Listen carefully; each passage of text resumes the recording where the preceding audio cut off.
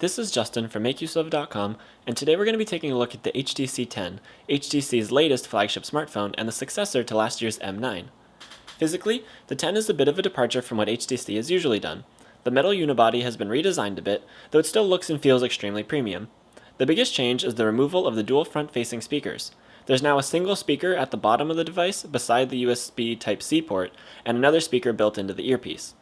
The speakers together produce a nice sound, but they're disappointingly quiet. On the right side of the device, you'll find the power button, which has a very rough textured design, the volume rocker, and the nano SIM card slot.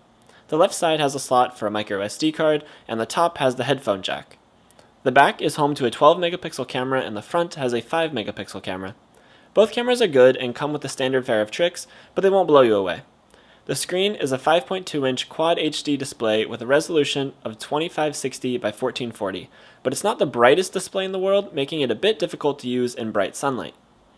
HTC has also decided to go with capacitive home, back, and recents keys this time around instead of software buttons. The home button looks like a clickable home button, similar to the one on the Galaxy devices, but it's actually a regular capacitive key.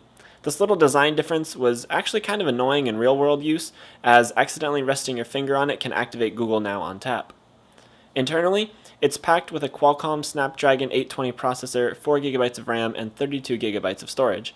Moving around is quick and seamless, and I never encountered any lag.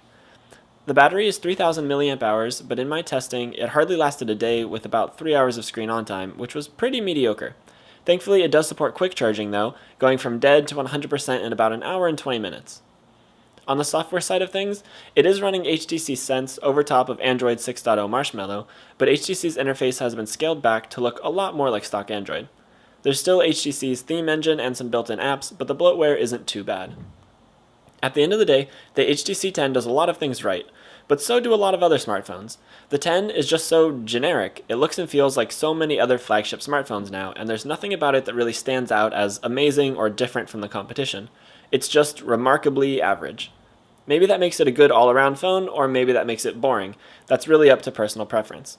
Be sure to head on over to MakeUseOf.com to read the full review and find out how you could win an HTC 10 for yourself.